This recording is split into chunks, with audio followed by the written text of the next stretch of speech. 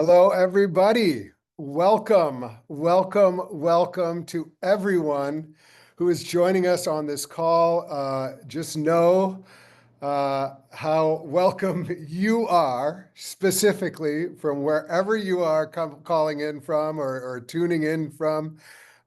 We are completely glad that you are here and feel that right now in this environment, in this nation, that stating that at the outset of an event is important because tonight we want everyone to be here coming fully as yourself and everything that you bring. My name is Reverend Paul Brandeis Rauschenbusch.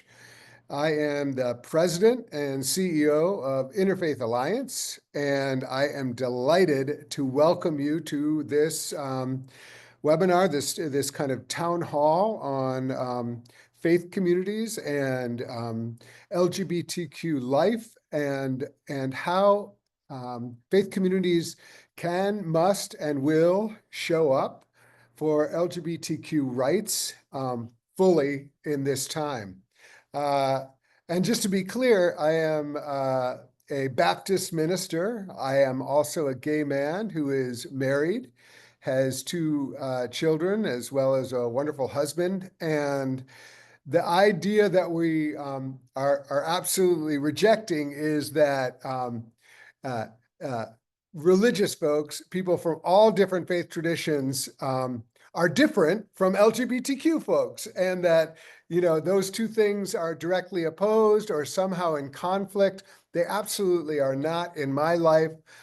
It was actually the church that helped me become fully who I am as a gay man and to raising my children in the tradition that I love. And so I start that way because I think all of our speakers tonight, and hopefully all of you, will feel like you can come as your full self, full gender, full faith commitments, full who you love, and how you are. And that's my commitment to each of you.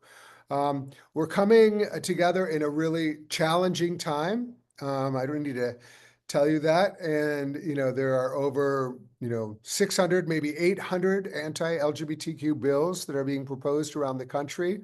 We have to acknowledge that many of those challenge the very existence of trans lives, and we have to make sure that we foreground that is not a side thing. That is at the foreground of the attacks on our community, and we're going to show up together to push back against those who would attack our community, any part of our community.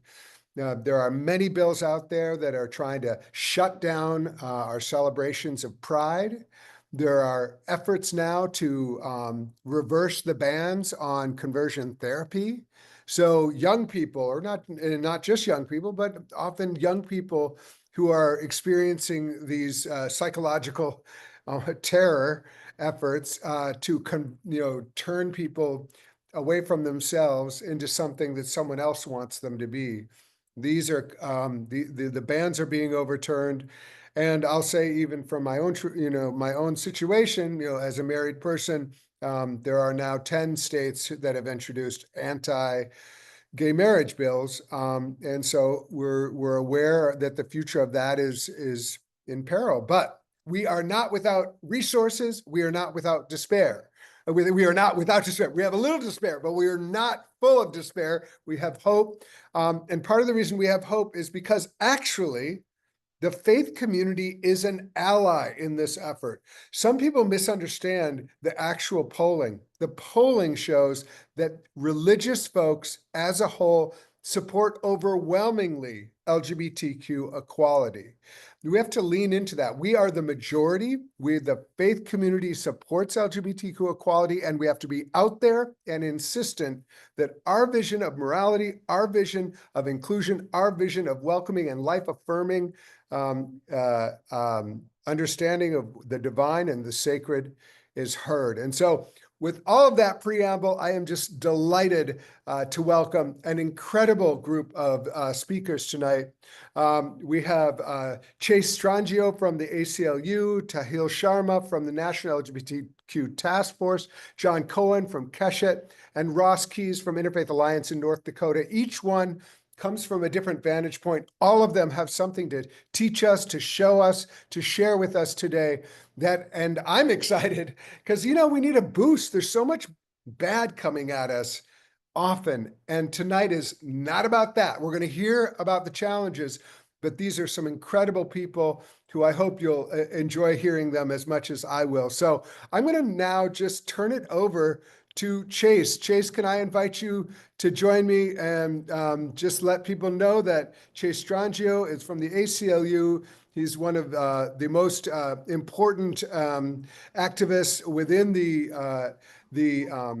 LGBT and HIV area, and he's also the first trans man to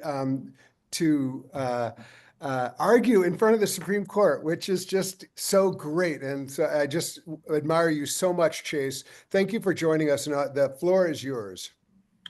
Well, thank you so much, Paul, and thank you everyone for being here. I really am so grateful.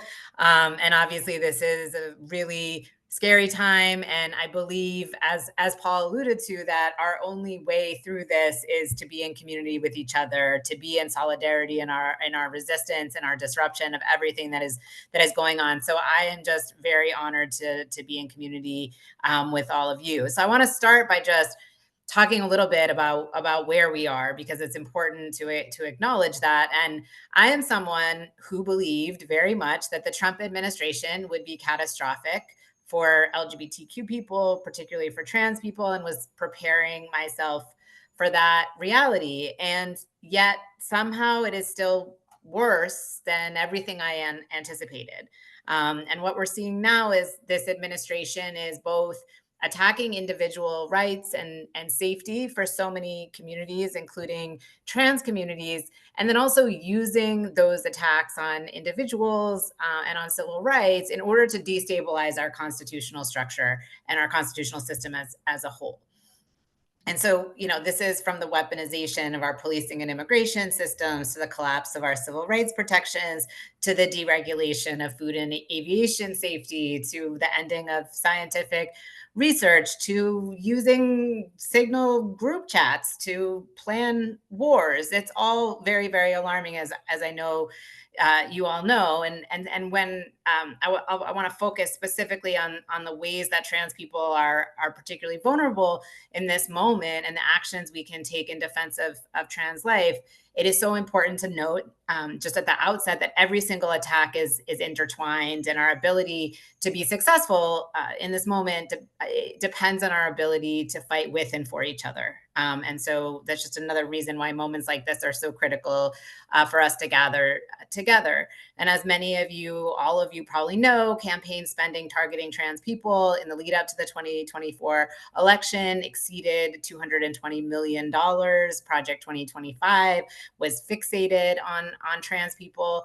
And so it was very clear that this administration was going to be a nightmare for our communities. And Trump has followed through in every possible horrific and nightmarish way, from his inauguration speech on January 20th, proclaiming that it is now the position of the federal government of the United States that there are only two sexes, determined at conception. In other words, that trans people don't exist.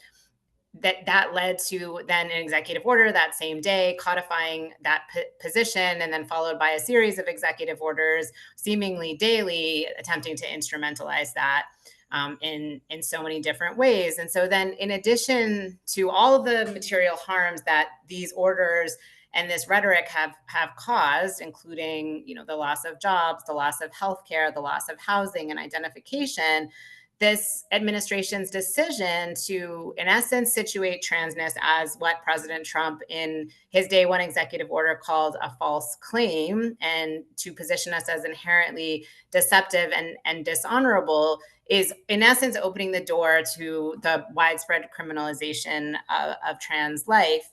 And we're seeing now, I think, an escalation in the executive orders. The one recent executive order called the affirmation of transgender young people a form of child abuse. Another executive document referred to the affirmation or the listing of one's gender identity rather than one's sex assigned at birth as misrepresentation or a false claim. You can see how they're shifting from what started out as formalistic policies into a more criminalization framework at the federal level. And as Paul mentioned, this is, of course, being mimicked and even expanded at the state level. We have bills, for example, in Texas that would, in essence, make it a felony to announce one's gender identity different from one's sex assigned at birth.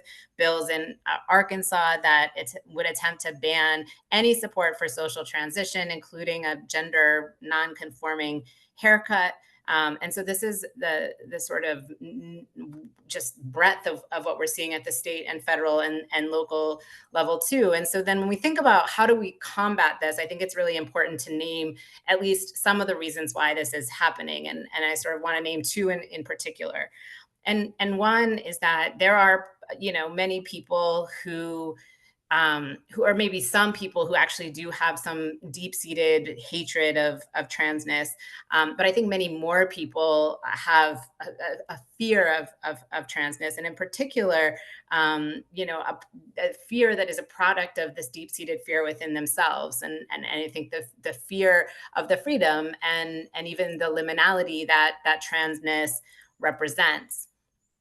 Because trans people represent the destabilization and the defiance of something that we are taught is fixed and stable, I do think there is this desire to control the sex binary and to control trans bodies because of that sense of anxiety that trans people provoke in others. And then on a more structural level, we're also seeing this happening because control over the body and control over the family is a central tool of authoritarian regimes. In order to control society at large, there is a need to control people's imagination, people's sense of what they can do with their bodies, what they can do with their desire, and what they can do with their families. And so all of this just reiterates the extent to which we're dealing with a set of individual attacks, almost existential and emotional attacks, and then also this connected to the structures of governance. And all of this is happening at once, and it's creating the understandable sense of fear and chaos. But we're not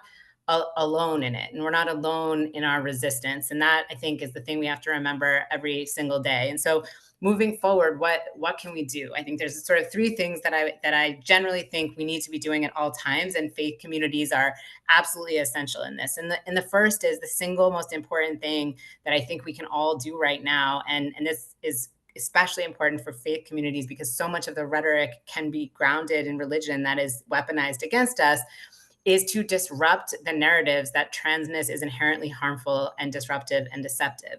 And so that means being an active participant in reshaping the narratives every day in your communities, in your workplaces, in your school districts, in your school boards. And Paul and I have the same school district here in New York, and we're fighting back against all of this anti-trans rhetoric here in New York City. And we all have a role to play in doing that. And we've heard President Trump say over and over again that he brings up trans people to rile his base in a way that did not happen 8 years ago. And the reason for the shift is because there's been a shift in cultural narrative, and we all have a role to play in disrupting that. And if we don't have faith leaders in the position of disrupting that, we will not be successful. So that's number one. The other thing to do, and we know this is true, but I just want to reiterate it as someone who advocates in the courts and in legislatures across the country, is to be engaged with your political representatives at every level of government.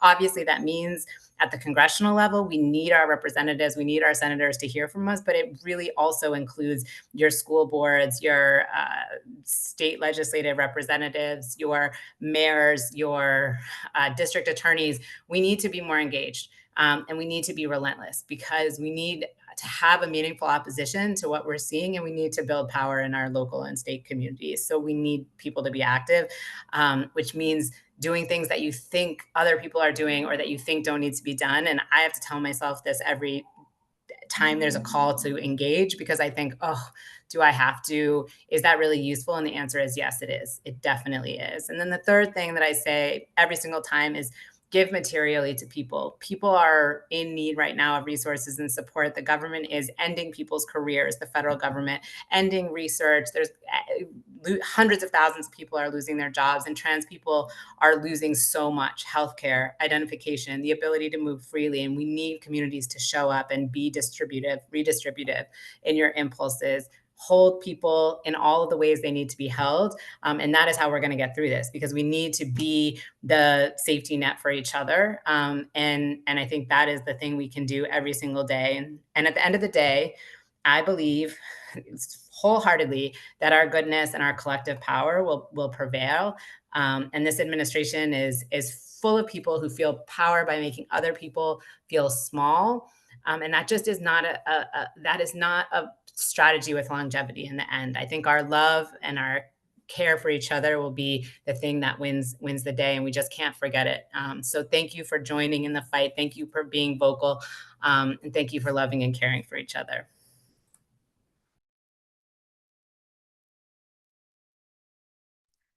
Chase, thank you so much for that. I really appreciate your wisdom, your clear call, and all that you are doing for the LGBTQ community in your own life and abroad. And yes, we have been in this struggle. You think in New York City, in the same district that has Stonewall, that we wouldn't have people trying to pass anti-trans resolution in our advisory board for our school board. So, and yet that's exactly what happened. So I had an opportunity to work alongside Chase there.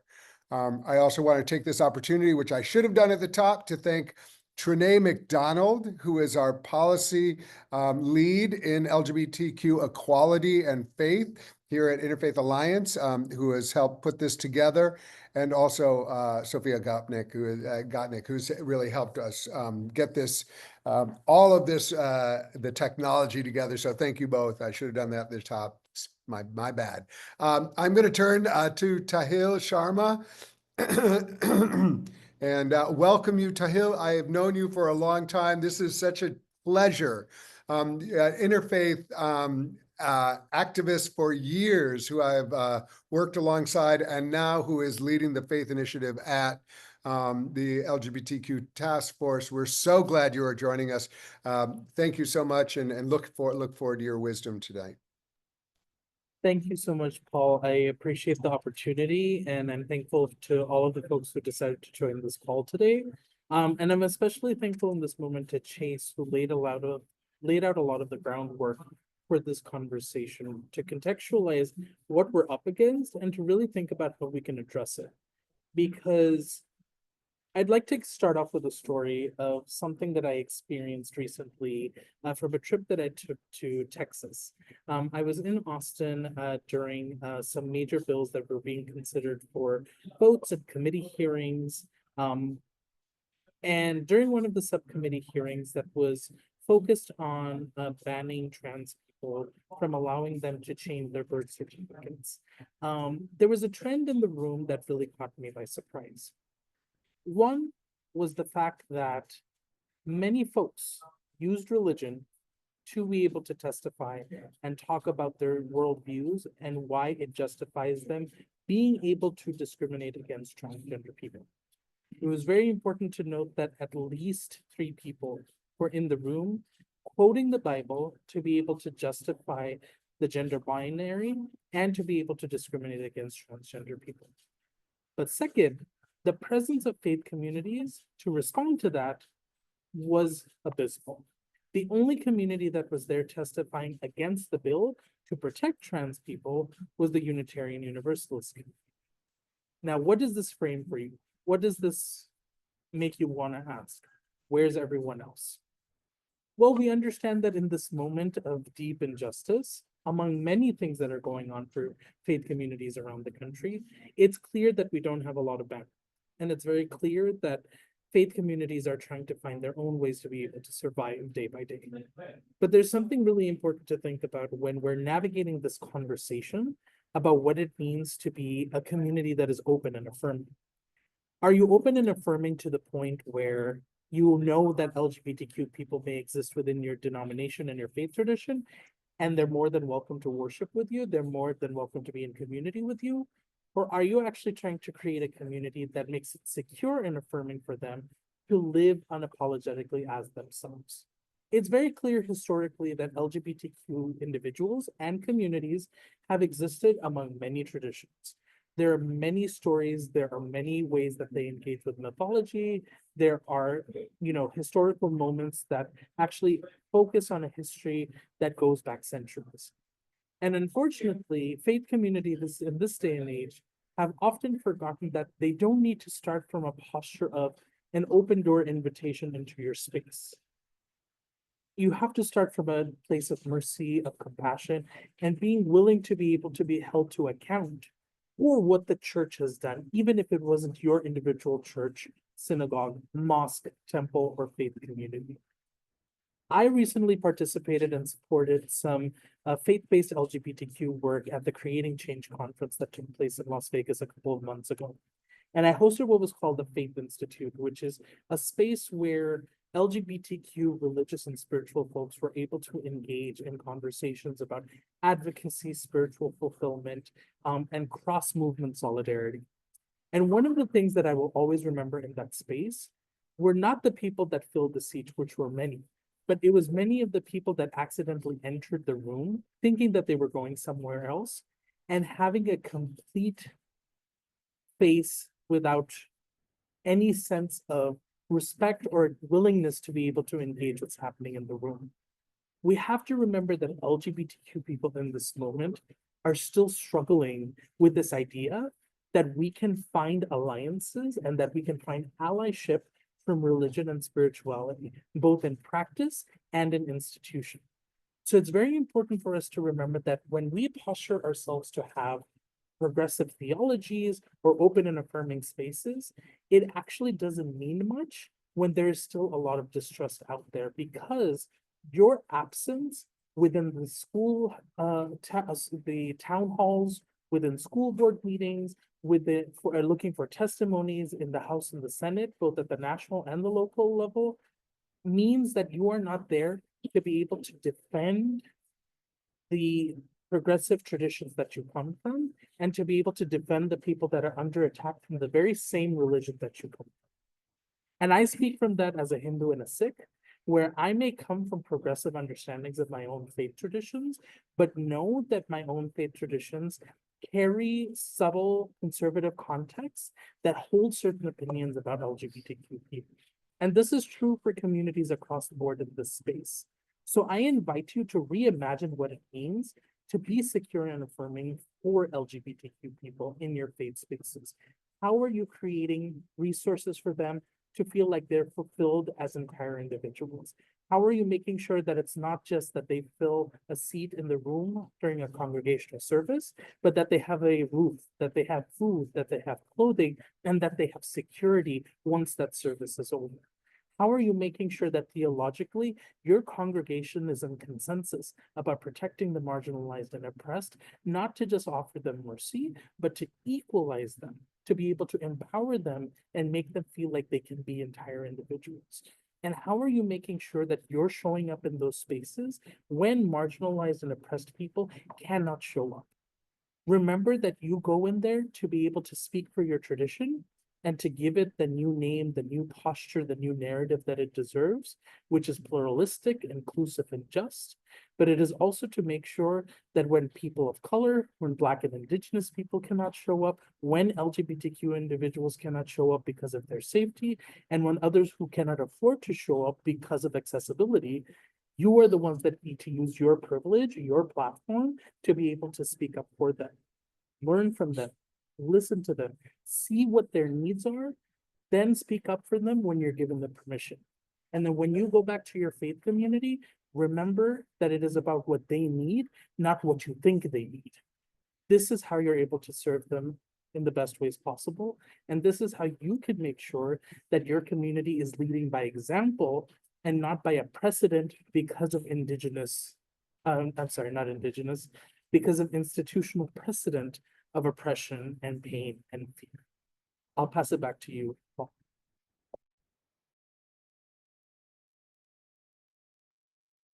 Thank you so much, Tahil. I really appreciate all your work in this area and important words. I'm going to turn it next to John Cohen, who is Keshet's Director of Community Mobilization and a national community builder with a commitment to LGBTQ rights. Welcome, John.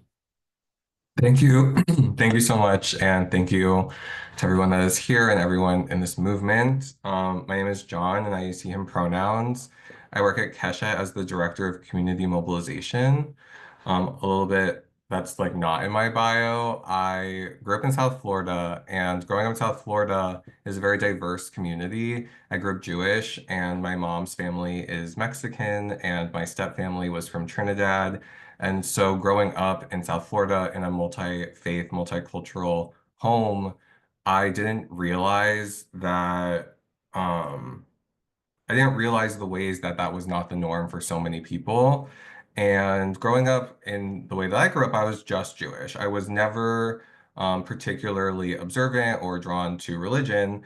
And it really wasn't until I found Jewish social justice that I really started to feel a connection to Judaism and a deeper meaning to religion.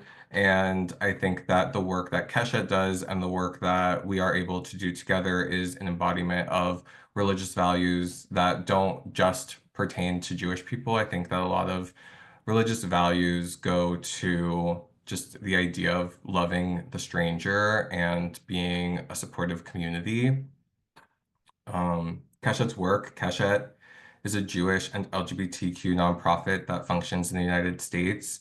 We have four main program areas that we work in. We do education and training work, where we go into Jewish organizations and communities and teach them about LGBTQ identity, how to be affirming communities, and how they can take action for the LGBTQ community.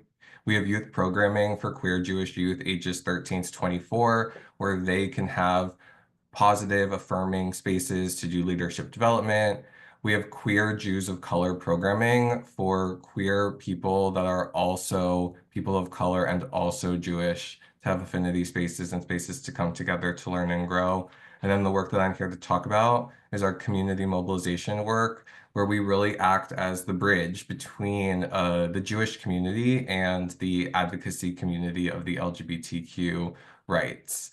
And so a lot of the work that we do is going into synagogues, Jewish institutions, educating their communities on how to use their religion and be people of faith that support LGBTQ rights. I think that's something that is particularly relevant for folks that are of the non-majority faith in the United States is how often the anti-LGBTQ legislation that ends up going through due to religious freedoms often can have harms on the non-majority faiths in the United States, such as Judaism and so many others. There are like specific examples I can think of in certain agencies that will not adopt to same-sex couples, and they also won't adopt to Jewish couples because it is against their religion, but they are receiving federal funding from the government. And so with a lot of our communities, they are very familiar with the ways that discrimination can be a slippery slope and can lead to a lot more harm. A piece of our work that I am excited to share that will hopefully make its way into the chat is that Keshet has, we have 7 values for taking action. And these are values that come from the Old Testament. And so they're relevant to many, but not all religions.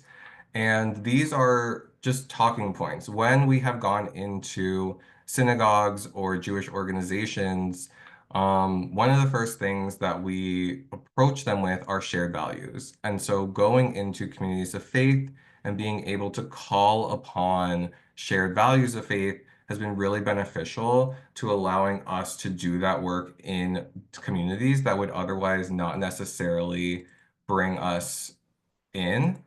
And then another piece of work that I'm going to share is our Jewish Pledge for Trans Dignity, we recently held a call that had over 300 Jewish people from across the country sign on and come and take a pledge to support the trans, non-binary, and intersex community in the light of all of the executive orders and everything happening in the country.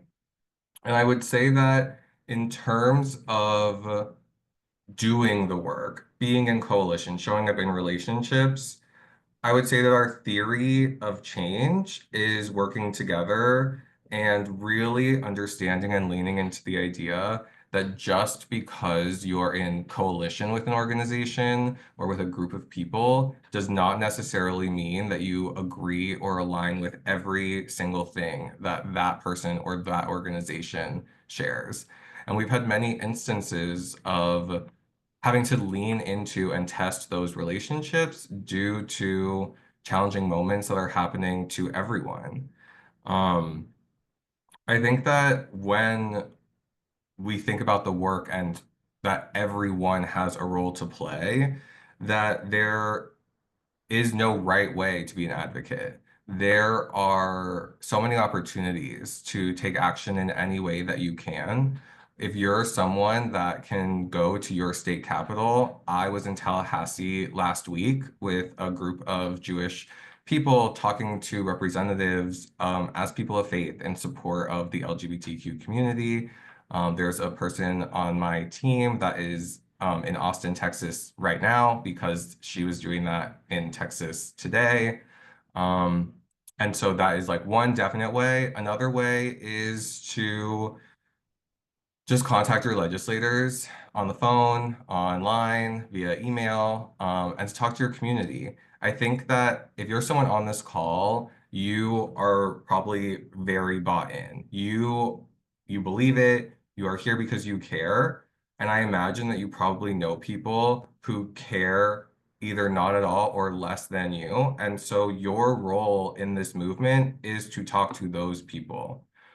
The panelists and all these calls can definitely share information to the listeners, but it only goes so far. And so the real key here are all of the people watching and that you go and talk to your community that may be less informed on the issues, may be less directly impacted, and make sure that they know that these things matter, why they matter, and how you can take action for them. And in interfaith spaces, we have found a lot of success when we come together for the LGBTQ community. It was shared earlier in the chat, a resource that shows that a majority of people of faith support LGBTQ non-discrimination, and that's really showing up in the work. Keshet was a part of the Faith Institute that Tahil shared, and we have worked in partnership with Interfaith Alliance many times to work on LGBTQ rights, both from a Jewish perspective, but also from a faith perspective, and to bring faith leaders together and to bring additional perspectives. And it feels like a privilege to be able to do this work and to be able to channel our energy to do something about it and to really put our resources to making things better for the LGBTQ community, particular trans people, intersex people, and non-binary people. And I appreciate being here, and I'll pass it back to you, Paul.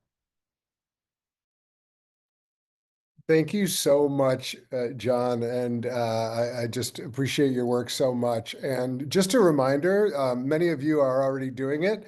Please put any questions into the Q&A function at the bottom, and we are going to have time to answer some of those. And so we do appreciate any questions that you have and are looking forward to having a conversation, but not before our last presenter, who is Ross Keys, who is the president of the Interfaith Alliance, or the director of Interfaith Alliance in North Dakota.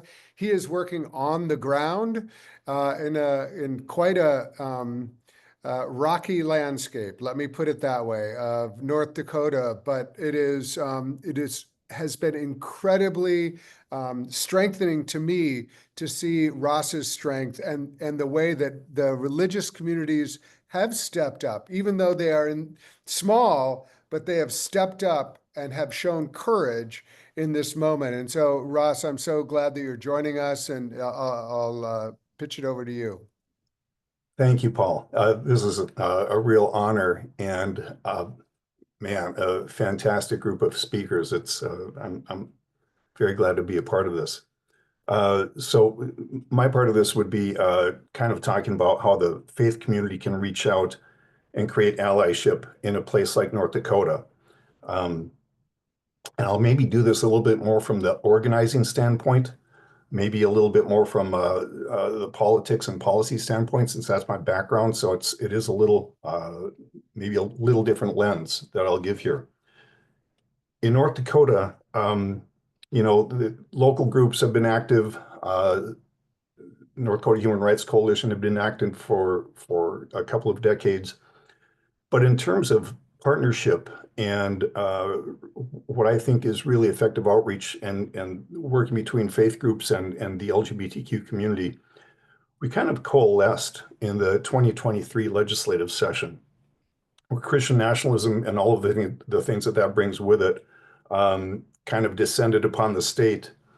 And in particular, that session saw an all-out assault with about 20 bills targeting the LGBTQ community in North Dakota. Now, the Interfaith Alliance in North Dakota was in its early stages, but we thought, something simple, maybe a letter to the editor would be a good way to get faith leaders' names out in the public statewide to show their opposition to these horrible bills and their support for the LGBTQ community. And it'd also be a chance to show them that they weren't alone. Because when you're in like a small town like Rugby, North Dakota, and your message of faith seems to come to a different conclusion than many of the faith leaders around you, you can feel pretty alone, pretty isolated. So that letter created community among ourselves.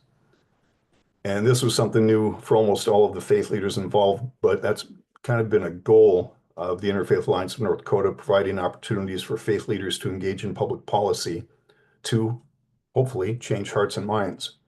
We ended up on that letter, by the way, we ended up with over double the signatures we were expecting, significantly increased the size of our interfaith group, and it was a great way to demonstrate allyship with a marginalized community that was under attack.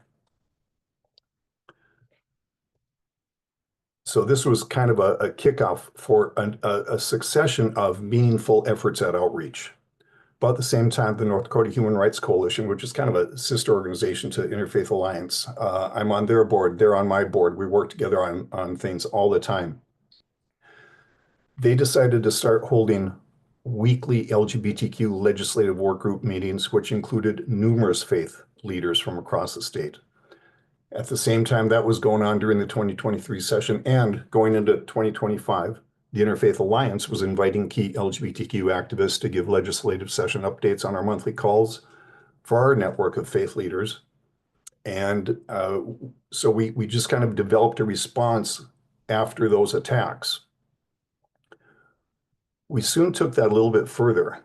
Two members of the Interfaith Alliance board and others started a very intentional effort to build relationships between the faith and LGBTQ communities through a series of welcoming town halls that were held in Fargo, North Dakota churches.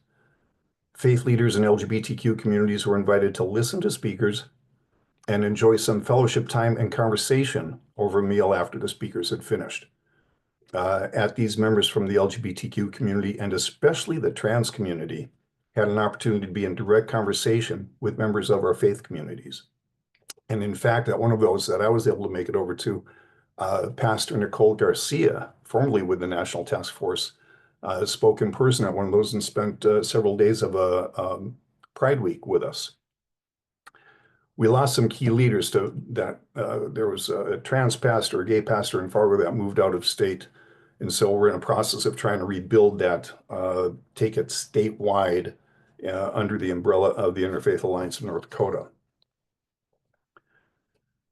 So those are a couple of pretty specific examples. I'd like to kind of wheel back now to the legislative session, because the legislative session, with my background, it provides a perfect opportunity, especially for the Interfaith Alliance, to provide opportunities for faith leaders to become informed and involved in some of these key issues. We hold monthly calls during the session that focus on legislative updates. In particular, in 2025, going on right now, I was up at the Capitol this morning, focusing on Christian nationalism bills. So that could be anything from school vouchers to these LGBT issues to book banning, you name it. But what we do here is we push weekly actions, at least weekly actions, where we'll provide descriptions of the bills to either support or oppose, along with direct links. So it's like, click here if you want to see this bill. And also direct links to submit testimony and examples of effective testimony on the bills, making it as simple and easy as possible. Because especially what I've been finding out during Lent is that it's a pretty busy time for these pastors in rural North Dakota. And I've got to create something that they can turn around quickly, because we only have a few days normally of advance warning on when these bills come before committee. Our partner organization, North Dakota Human Rights Coalition, continues to host the LGBTQ legislative work group. And we encourage faith leaders to provide testimony online or in person, which has been extremely successful in 2025. I'd love to go over a list of bills, in fact, straight out of the Christian Nationalism Playbook that we have defeated this session in North Dakota. Sometimes, though, we simply encourage, if they've already submitted testimony online, we encourage faith leaders to show up, show support, show allyship, and we can have a little fun with it at the same time. In fact, there was a bill, a feel-good bill for extremists that would encourage the Supreme Court of the U.S. to overturn Obergefell. And a UCC pastor showed up for that bill. And we had worked with the ACLU, Human Rights Coalition, and a variety of individuals. The rooms were packed that day to make sure that the UCC rep was visible, because what she had done, she wore her collar, but she also brought this very bright multicolored stole, looked like a pride flag. It was absolutely beautiful. And so I worked with all of the other folks who were providing testimony, and we placed her right up next to the speaker's box where the people would come one by one for testimony. And so all the cameras were on the people giving testimony and our UCC pastor, who's on our board, in that beautiful stole. It drives some of the legislators absolutely crazy, but we had fun with it. But it also meant a lot to show that she showed up, there was allyship there. So we're always looking for opportunities to outreach or show support.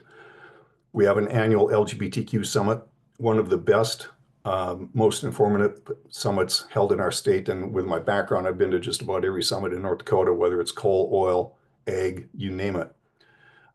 Faith leaders serve on the planning committee for the summit. And another interesting role that we picked up, an extreme church, extreme conservative church in Bismarck, said that they were going to do a prayer service, not a prayer service, prayer circle outside the event center that we were holding the summit a couple of years ago. And so a group of faith leaders put on their collars, and we all put on pride flag armbands or neckerchiefs or headbands, something to identify us. And we provided a safe space, a little bit of security, so that anyone who felt uncomfortable walking past that prayer circle, we could come over, get them, walk them into the event. Even these little things can really mean a lot to the folks attending one of these pride events. Other efforts that were taken in North Dakota with faith leaders reaching out to the LGBTQ community, UU Episcopalians, UCC, ELCA, and others. It may not seem like much, but I find on the ground that it does mean a lot to folks, coming out with welcoming resolutions and/or resolutions opposing Christian nationalism. We're showing God and Country, or Bridges to Postcards from Babylon, or other films, and then holding panel discussions to explore Christian nationalism, Project 2025, and the threat that they pose to all sorts of things, but including the LGBTQ community. And earlier today, by the way, at the Capitol, that's why I was up there, is we had a lobby day. ACLU, North Dakota Human Rights. We got a pastor again. We placed her right in camera as two very important bills were being discussed, a bathroom bill and a pronouns bill. That was this morning, working with other groups to make our case at the legislative session. Quickly, a couple of key takeaways before I get pulled off here. I see Paul on. Creating partnerships is important. Faith communities in North Dakota are reaching out to LGBTQ organizations to create dialogue and build meaningful relationships, but demonstrating this allyship is critical, especially when the loudest voices attacking the LGBTQ community at these hearings also have folks wearing collars. So what can your faith community do? Develop a plan, seek interaction, reach out, commit to an ongoing effort, and then show up. So, Paul, that's it. I got the hook. I'm good. You know, I loved what you said, Ross. I just really did. I appreciate it so much because it's very much about like how the sausage is made in all different directions, but you are really like doing the work, and I really appreciate it. I want to invite the other panelists to get back on camera so we can all be together, and I'm gonna ask a few questions. And first one, I just want Chase, you answered this in the Q&A, but I wanted to give you an opportunity. You mentioned about material support for trans organizations, and I just wanted to give you an opportunity to mention a few organizations that you feel could really use support right now. Yeah, thanks, Paul, and thanks for the question. I said in the chat that I think Trans Justice Funding Project is a great place to go, in part because what they do is they do grant making to small trans-led organizations across the country, and means that you can get support to organizations in North Dakota, organizations in Alabama that maybe you wouldn't have a personal relationship with, but Trans Justice Funding Project has trans-led grant making boards that then distribute the money out to grassroots organizations, which really need the money right now. And then also just think about other ways that material support can happen. Maybe it's just cooking meals for people in your community. Maybe it's responding to a GoFundMe, but at maybe it's giving someone a place to crash if they have to get healthcare in another state from where they live. I think it's all the different ways that we can provide support and shelter, love, and care to each other. Mm. I'm going to just put this out there for each of you, because each of you are activists in your own way. But I would love, because you're also, you know, either as an, I don't want to presume anything about anybody's anything really, but I do want to just acknowledge that this work is hard. And if anybody wants to talk about self-care in the work, and like how you care for yourselves as inspiration for those listening, because this could be hard. And especially when you're coming face to face with people who are really saying awful things about you or trying to erase you or whatever they're trying to do. How do you care for yourself? So I'll put that to the group. No one has to answer it, but if anybody feels so inspired, I'd be delighted to hear it. I can start. It's one of the first things I say whenever I go to speak, especially during these sessions. These bills and the resolutions that are being talked about can be very, very difficult to deal with. They're very hateful. They're very hurtful. You need a good core group of allies that can help you recenter when you're dealing with this, and that's why these partnerships are so important. But I also tell some of the folks in the rooms that I've seen people, go 100 miles an hour during a session, but that was the last session that we saw them at.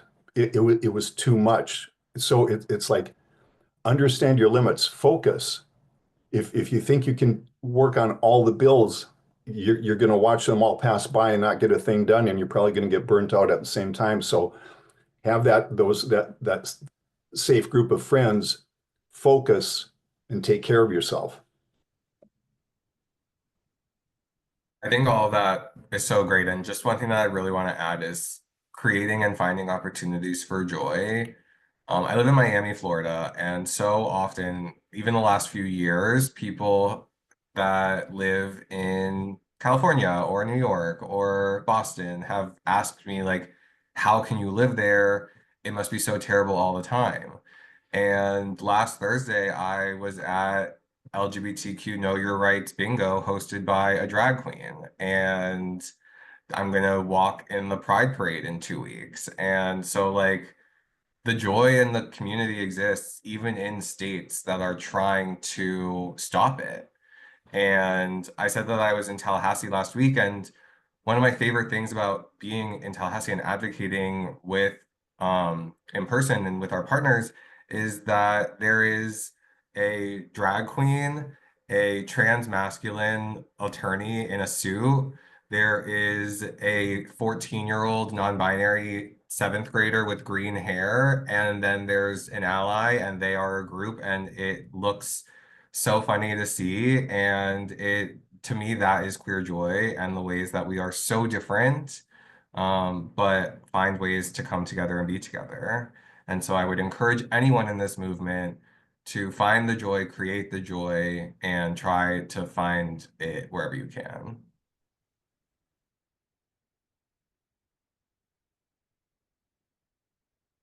All right. Well, Tahila or Chase, if you want to jump in, but I also just want to note a couple of folks were in the chat. Were offering the fact that they will quote the Bible in support of their LGBTQ efforts and I think that it's so important, one, to acknowledge and thank you for Ross bringing up Christian nationalism and the conflation. We think of book bans, we think of, the attacks on public schools and the attacks on LGBTQ rights. Those are all of a piece of a movement, a religious movement, a theocratic movement in our country. And we have to be very careful, a quest for power. We have to name it so that we can counteract it. And I think especially people like me, Christians who have a special obligation to speak up against it.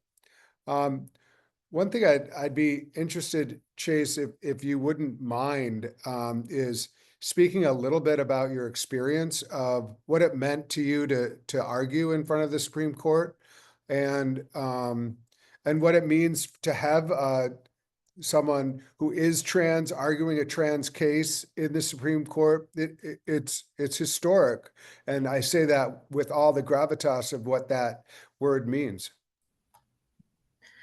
Thanks, Paul. So, I mean, it felt like so many things, and I've been at the ACLU for 12 years and had worked on a series of Supreme Court cases, including Obergefell, which has been mentioned several times, a case that never was argued on behalf of Gavin Grimm, a trans boy whose school board singularly attacked him in 2015, and his case went all the way up to the Supreme Court. Then, after Trump won the last election, it went back down to the lower courts because they attacked trans young people under Jeff Sessions almost immediately, but not as aggressively as they have this time. And then in 2019, we worked on a case on behalf of Amy Stevens, who was fired from her job. And that was the case that became Bostock versus Clayton County, Georgia, in which the court held that LGBTQ people are protected under Title VII of the Civil Rights Act, the law prohibiting sex discrimination in employment. And at the time, I sat at counsel's table. I was one of the lead lawyers on the case, but I did not argue it. Our legal director, David Cole, did. And then I was very much supported by the entire ACLU that should there be another trans case at the Supreme Court, they wanted to put me in a position to be ready to argue it so that we could have trans voices there in a space when our lives were being debated on such important issues. And so it took a lot of years of litigating in the lower courts and arguing appeals and making sure that I felt like I was the best advocate for the community if that day should come. And then when we had this most recent case go up to the Supreme Court, and I had worked on a lot of these cases, I'd argued 5 of them in the appeals courts. It felt like I felt grounded and ready to do it. And of course I was, the narratives of firsts always, or often I should say, eclipse all of the historic work that leads to a person doing something. And actually there was, Polly Murray, a Black, faith leader who was likely non-binary, trans, who was really the architect of the Black civil rights movement, the women's rights movement. And so much of the work that we do is on Polly's shoulders. And so I was thinking about that in that moment and in the lead up, and all of my colleagues and people who took care of me and prepped me and made sure I was eating, and that I wasn't going to lose my mind in every way. And so it was such a, a communal effort, and stretching back through history, and all of the work that we did was built upon so many people's thinking and lives and bodies, and will continue to be. And so that it was very meaningful that day. And I think the most meaningful thing was coming out of the courthouse and seeing the rally and seeing all of the people and looking at the difference between our side grounded in love and their side grounded in hate. And it was the difference between brightness and joy and hope and just miserable, downtrodden, smallness. And that's what really keeps me going every day. I love that. I love everything about that answer, but I think when you came out and, we had lots of friends who were there that day outside of the Supreme Court. And one thing that they noted was so many faith communities, so many faith leaders who were really like, out there celebrating, that the trans people and celebrating, and that it really mattered that like, that we kind of the faith if the story was, and that was the headline, more faith communities out there than again, for trans people than against, and that's what we want to make sure is happening.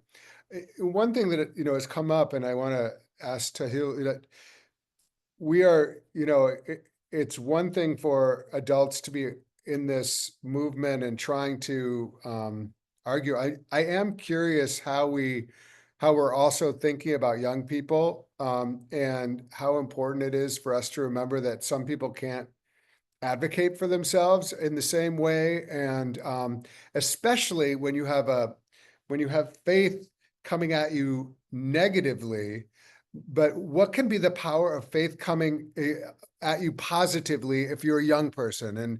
And just a minute answer, and then we're going to close. But I would love to hear your thoughts on that, Tahil. Yeah, that's a great question, Paul. I think one of the big ones is for sure public witness. When there are pride parades, when there are testimonies in state houses, when there are school board meetings or anything in between, when there's a public presence of faith communities that affirm your dignity, that affirm your humanity, they really can go a long way. But I think associated with that is us as, religious folks, as faith leaders, as folks within faith institutions and communities, needing to do a better job at translating. And I'm not saying English to another language, translating between communities so we can really understand how we can build solidarity. Because a trans child is not going to do Christian church speak at all times.